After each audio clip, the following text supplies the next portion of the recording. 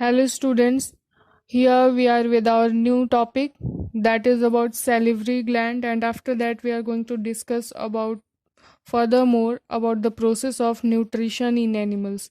In our previous lecture we are discussed about that what is the function of digestive system and what are digestive tract.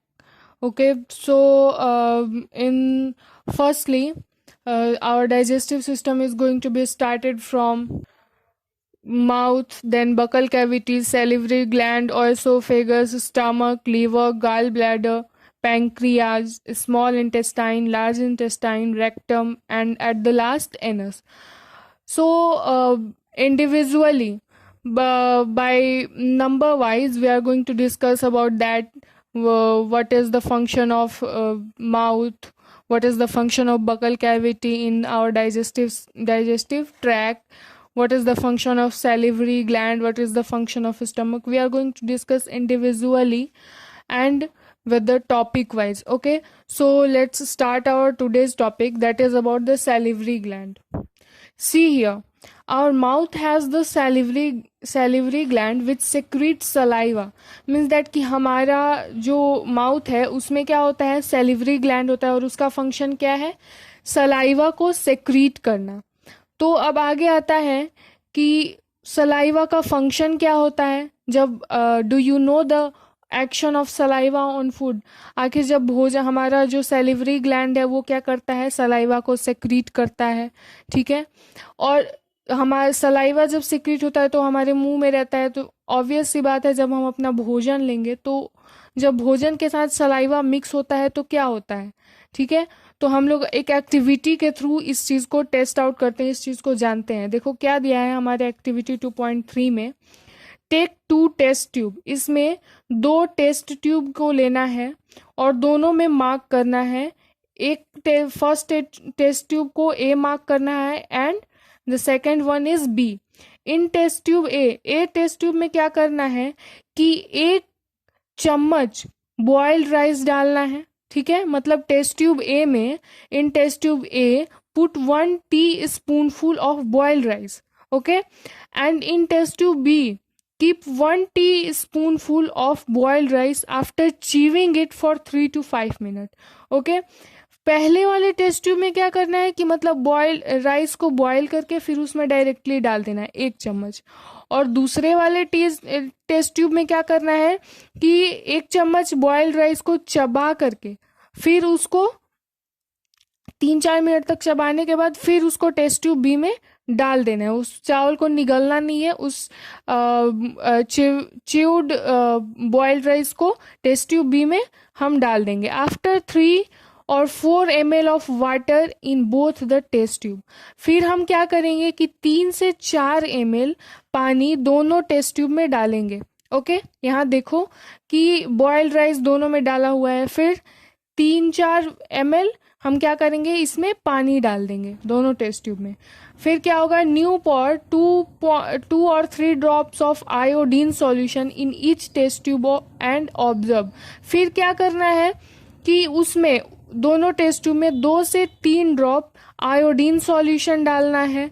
ठीक है, फिर उसके बाद हम observe करेंगे कि दोनों टेस्ट ट्यूब में जो बॉइल्ड राइस है उसके कलर्स क्या हो गए, चेंज हो गए. ठीक है, तो जो कलर होगा बॉइल्ड राइस का टेस्ट ट्यूब में चेंज्ड कलर, वो किस वजह से होगा, क्योंकि उसमें जो सलाइवा जिस राइस में, जिस टेस्ट ट्यूब में च्यूड मतलब चबाने के बाद जो बॉइल्ड राइस डाला गया था, मतलब टेस्ट ट्यूब बी में, उसका कलर अलग हो जाएगा. और जो मतलब without mixing of saliva test tube A में क्या होगा, उसका कलर ब्लू हो जाता है. तो दोनों का कलर में डिफरेंस इस वजह से होता है क्योंकि सलाइवा एक टेस्ट ट्यूब में सलाइवा प्रेजेंट है और दूसरे टेस्ट ट्यूब में प्रेजेंट नहीं है. ठीक है, और जब हम लोग आयोडीन सॉल्यूशन उसमें डालेंगे तो क्या होगा, सलाइवा क्या होगा, ब्रेक डाउन हो जाएगा स्टार्च के फॉर्म में. स्टार्च किस चीज को कहते हैं, एक तरीके से शुगर के फॉर्म में रहता है. ठीक है, चलो आगे देखते हैं क्या दिया है. हम लोग अब टंग के बारे में समझेंगे कि टंग का क्या फंक्शन होता है हमारे बॉडी में। Tongue is a fleshy muscular organ attached at the back to the floor of the buccal cavity. क्या है कि टंग जो है मस्कुलर ऑर्गन होता है, मतलब उसमें सिर्फ मसल्स प्रेजेंट रहते हैं, ठीक है। और कहाँ से, मतलब वो बकल कैविटी से अटैच्ड रहता है। It is free at the front end can be moved in all direction. मतलब जो होता है फ्रंट डायरेक्शन में, मतलब सामने वाले फ्रंटली, मतलब सामने में वो क्या होता है, फ्री रहता है, और उसमें ये एबिलिटी होती है कि वो सारे डायरेक्शन में इजीली मूव कर सकता है। तो मस्कुलर होने की वजह से ये एक बहुत बड़ा बेनिफिट है। देखो आगे आता है कि इसका फंक्शन क्या होता है टंग का। अगर हमारे माउथ में टंग प्रेजेंट है तो इसका कोई क्या फंक्शन है, हम लोग देखते हैं। We use our tongue for talking. मतलब हम लोग जो अपना जीव है उसको किस लिए यूज करते हैं, बातचीत करने के लिए। Besides it mixes saliva with food during chewing and helps in swallowing food. इसके अलावा भी टंग का जो है एक बहुत बड़ा फंक्शन होता है, वो ये कि जब हम अपना भोजन लेते हैं तो वो भोजन में क्या करता है, सलाइवा को इजीली मिक्स कर देता है, ठीक है। जो कि अच्छे से चबाने में, मतलब हम लोग को भोजन को चबाने में बहुत ज़्यादा आसान रहता है। और हम लोग सलाइवा जब फूड में मिक्स हो जाता है तो हम लोग उसको इजीली, मतलब बहुत आसानी से निगल सकते हैं, ठीक है। We also test food with our tongue. और भी क्या है कि हम लोग जो भी भोजन होता है उसका हम लोग उसको हम लोग चख सकते हैं कि उसका स्वाद कैसा है। It has taste buds and detect different taste of food.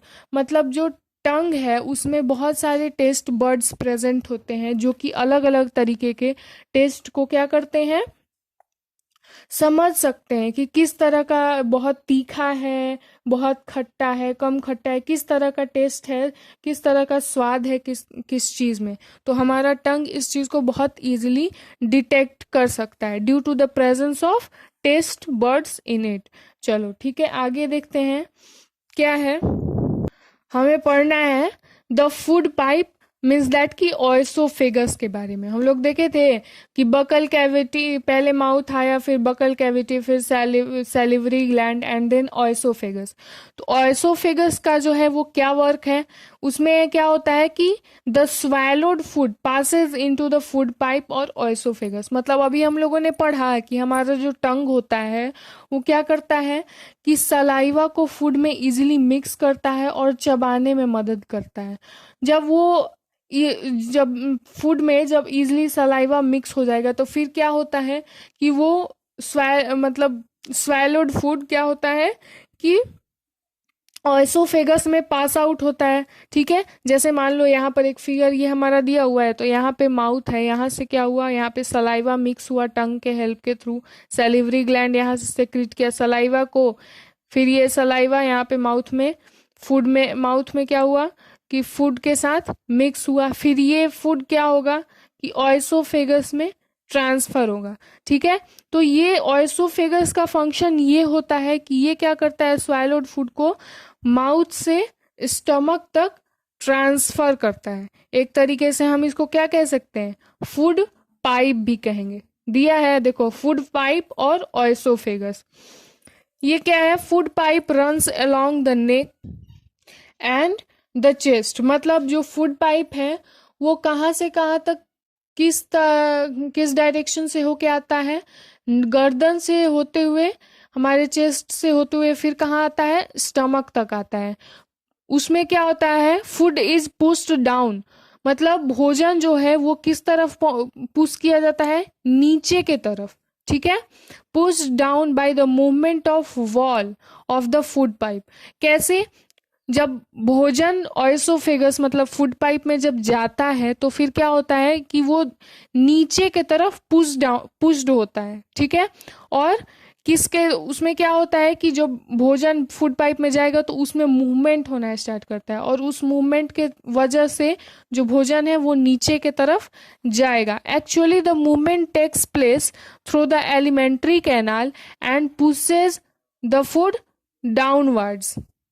मतलब कि ये मूवमेंट जो है किसके द्वारा होता है? एलिमेंट्री कैनाल के द्वारा होता है। मतलब हमारा एलिमेंट्री कैनाल हम लोग पढ़े थे, किसको कहते हैं?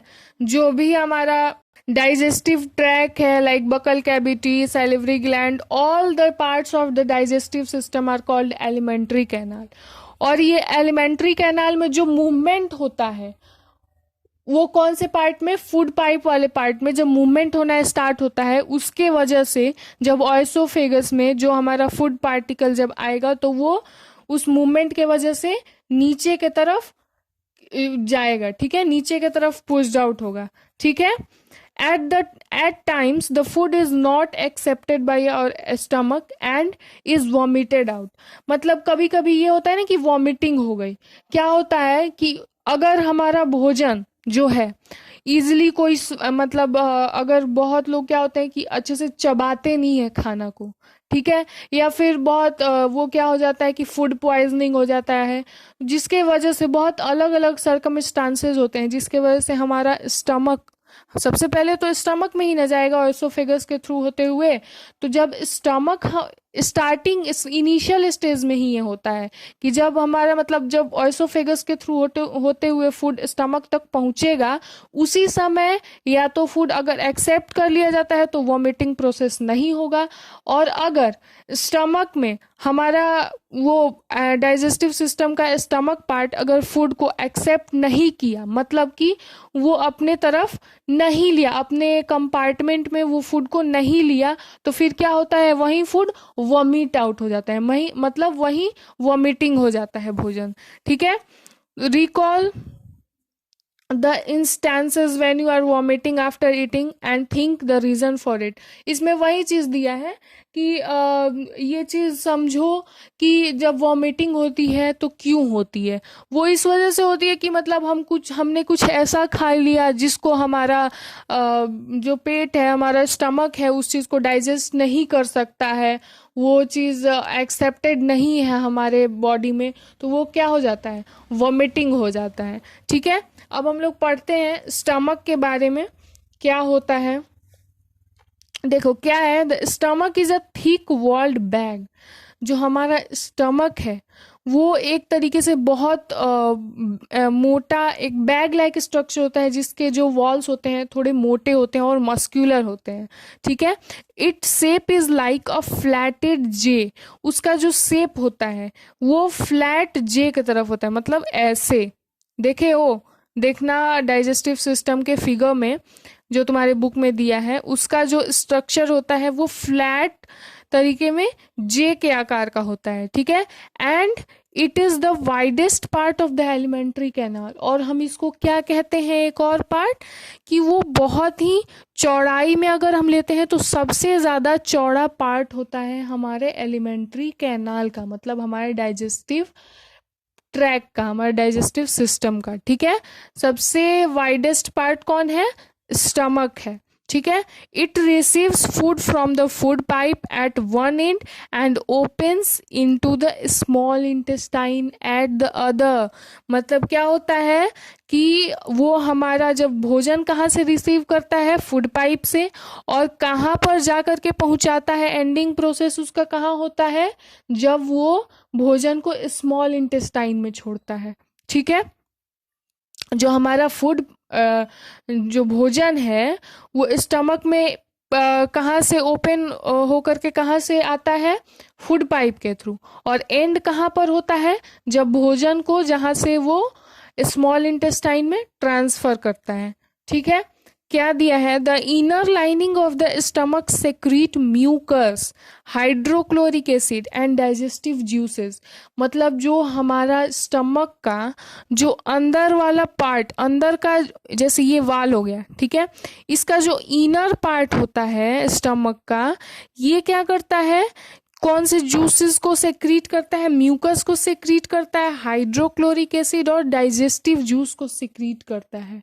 जो जिसका फंक्शन, ये तीनों का फंक्शन क्या होता है कि जो भी फूड हमारे भोजन में जितने भी कॉम्प्लेक्स सब्सटेंसेस होते हैं वो क्या करता है कि उनको सिंपलर फॉर्म में तोड़ने का काम करता है, तोड़ने का काम स्टार्ट करता है, ठीक है।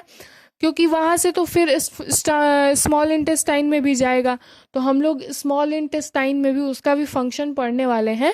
बट अभी देखो ये क्या होता है कि इनर लाइनिंग ऑफ स्टमक क्या करता है, म्यूकस, हाइड्रोक्लोरिक एसिड और डाइजेस्टिव जूस को सिक्रीट करता है।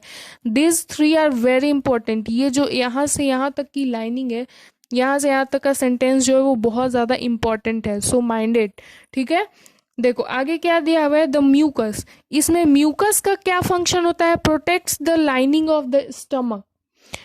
जो म्यूकस सेक्रीट होता है स्टमक के इनर वाल से, वो क्या करता है कि जो भी भोजन गया है, अगर मान लो थोड़ा कड़ा है या फिर किसी तरह का है, तो वो ये जो म्यूकस है वो क्या करता है कि जो भी इनर पार्ट है स्टमक का, उसको क्या करता है, प्रोटेक्ट करता है, ताकि इसमें कोई भी मतलब नुकसान इसको नहीं पहुंचे। ठीक है, स्टमक के वॉल्स को।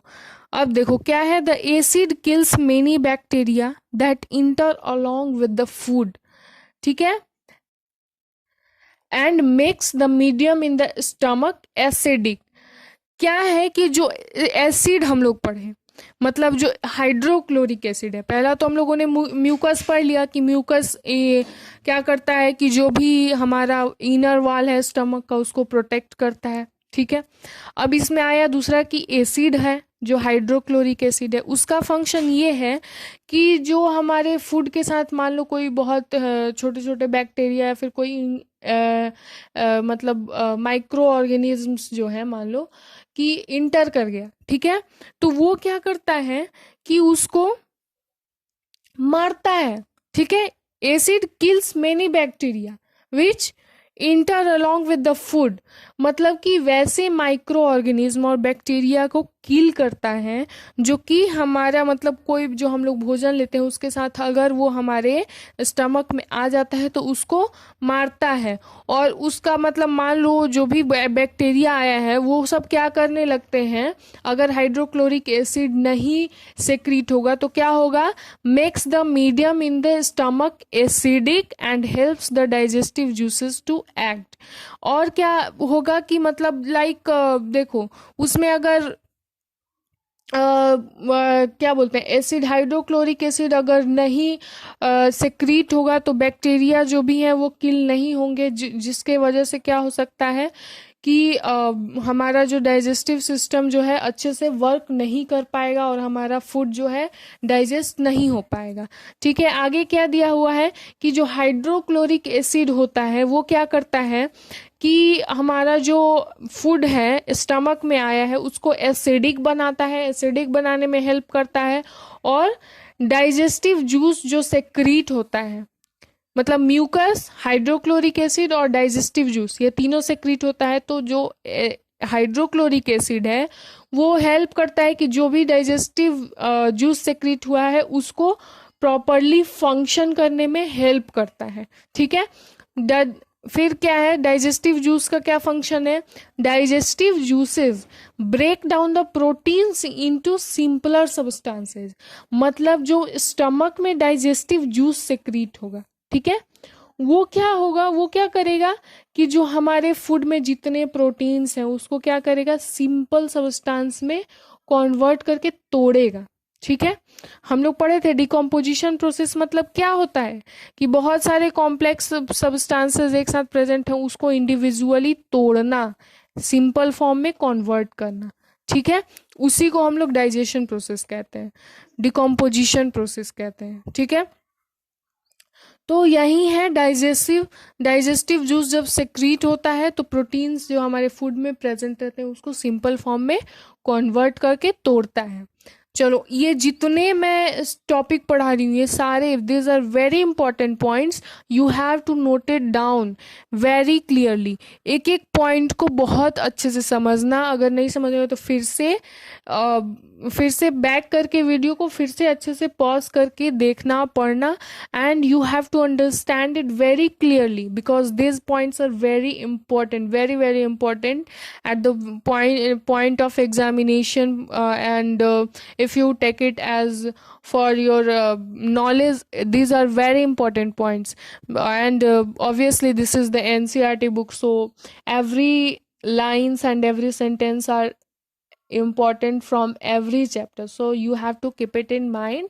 And for this you need the each and every topic for your understanding purpose. तुम्हें क्या है कि इसके लिए बहुत सारी जो भी वीडियोस हैं और जो भी लेक्चर्स है उसकी ज़रूरत पड़ेंगी, क्योंकि जो भी मैं पढ़ाऊंगी वो सारे एक एक सेंटेंसेस को मैं अच्छे से तोड़ करके अच्छे से पढ़ाती हूँ ताकि बच्चों को जो है इजीली समझ में आए. So for this you have to subscribe this channel and like it also. Okay, हम लोग अब अपने टॉपिक पे आते हैं. क्या है स्मॉल इंटेस्टाइन. हम लोग पढ़ेंगे स्मॉल इंटेस्टाइन में. अभी हम लोगों ने क्या पढ़ा कि फूड पाइप से होते हुए स्टमक में आया और स्टमक क्या करता है, फिर स्मॉल इंटेस्टाइन में अपने एंडिंग पॉइंट पे फूड को छोड़ देता है. जब अब फूड आया जब स्मॉल इंटेस्टाइन में, तब वहाँ क्या होता है, द स्मॉल इंटेस्टाइन. पहले तो हम लोग स्मॉल इंटेस्टाइन के बारे में पढ़ लेते हैं, फिर उसका फंक्शन पढ़ेंगे. क्या है, small intestine is highly coiled and is about 7.5 meters long. Mind it. ठीक है, स्मॉल इंटेस्टाइन जो है वो बहुत ही क्वाइल, जैसे क्वाइल होता है ना, कैसे घुमा घुमा सा रहता है, तो वो बहुत ज्यादा घुमा होता है, मतलब बहुत मुड़ा रहता है. और जिसकी लंबाई कितना अप्रोक्सीमेटली होती है, मतलब कितना होता है, 7.5 मीटर होता है. It receives secretions from the liver and the pancreas. ठीक है, देखो जो हम लोगों ने अभी डाइजेस्टिव ट्रैक में, हम डाइजेस्टिव ट्रैक का फिगर निकाल के देखना अपने बुक में, उसमें दिया हुआ है लीवर भी है डाइजेस्टिव सिस्टम के पार्ट में और पैंक्रियाज भी है. तो जो लीवर और पैंक्रियाज से जो सेक्रीशन होता है, जो भी केमिकल फॉर्म में जो भी जूस सेक्रीट होते हैं, उसको क्या करता है, रिसीव करता है. ठीक है, उसको रिसीव करके besides it's walls also secrete juices. मतलब कि जो लीवर है और पैंक्रियाज से तो ये सेक्रीशंस को रिसीव करता ही है, लेकिन फिर और भी ये इसके जो इनर वॉल्स हैं वो भी क्या करते हैं, जूस को सेक्रीट करते हैं. ठीक है, some juices which are going to be secreted by the walls of small intestine. चलो क्या है, a liver is a reddish brown gland situated in the upper part of abdomen on the right side. यहाँ पर थोड़ा सा liver के बारे में डिस्क्राइब किया हुआ है. क्या है कि जो हमारा लीवर होता है उसका कलर क्या होता है, रेडिश ब्राउन कलर का ये होता है, जिसको कि हम लोग लीवर को हम एक ग्लैंड कहते हैं. ठीक है, तो लीवर का कलर रेडिश ब्राउन होता है. ये कहाँ सिचुएटेड होता है, upper part of the abdomen. मतलब एब्डोमेन हम किसको कहते हैं, जो हमारा पेट का जो भाग होता है इसको हम एब्डोमेन कहते हैं. तो ये अपर पार्ट में राइट साइड में प्रेजेंट रहता है. अपना राइट साइड का अपर पार्ट का वहां पर क्या होता है कि लीवर प्रेजेंट रहता है. ठीक है, it is the largest gland in the body. अगर हम बात करें ग्लैंड्स के बारे में, तो ये सबसे बड़ा ग्लैंड होता है हमारे बॉडी में. इसका फंक्शन क्या है, it secretes bile juice that is stored in sac called the gall bladder. मतलब इसका फंक्शन ये होता है कि ये बाइल जूस को सेक्रीट करता है. ठीक है, और बाइल जूस का भी फंक्शन हम लोग पढ़ रहे हैं, आगे दिया है.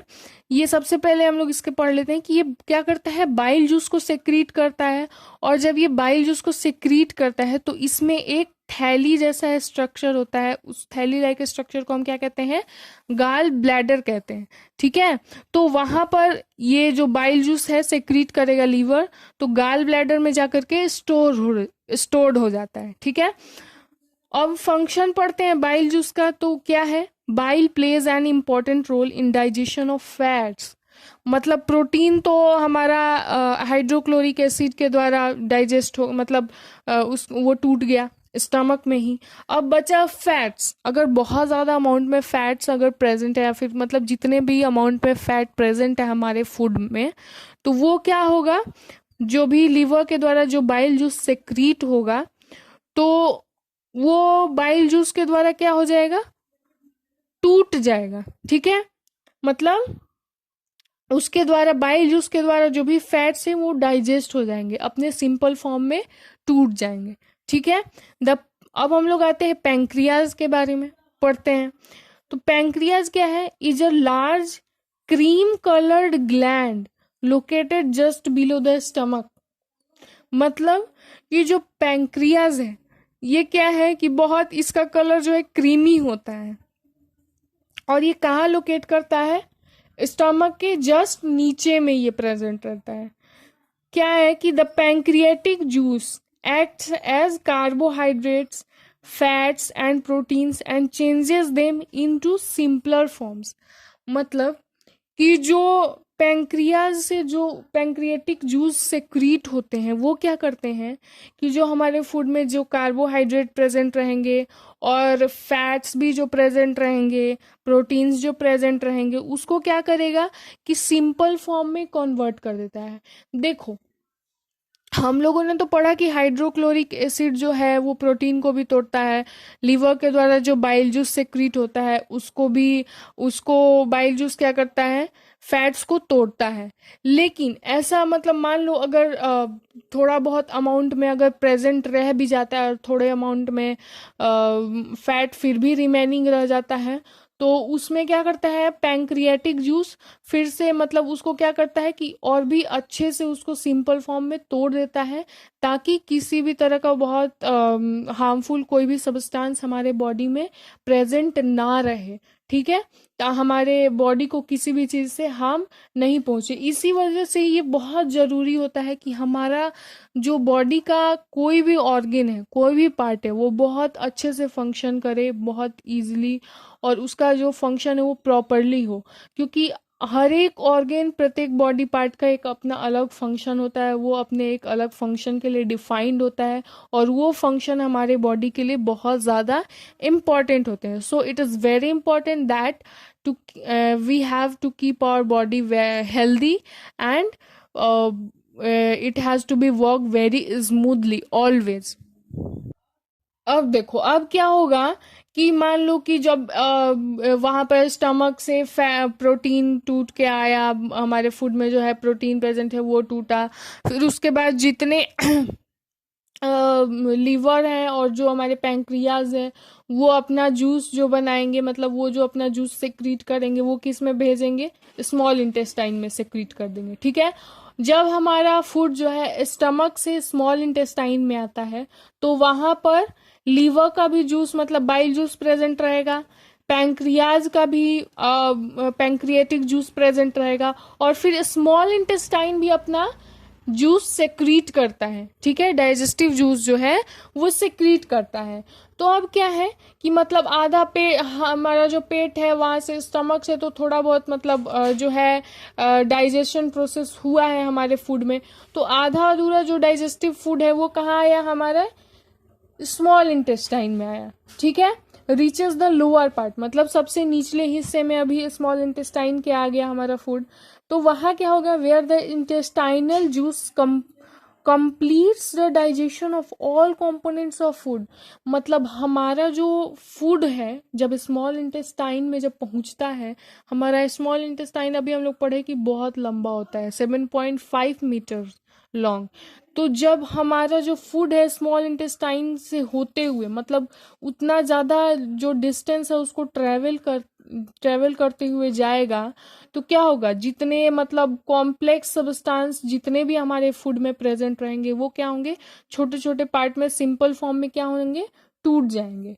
ठीक है, the carbohydrates get broken into simple sugars such as glucose, fats into fatty acid, and glycerol, and proteins into amino acid।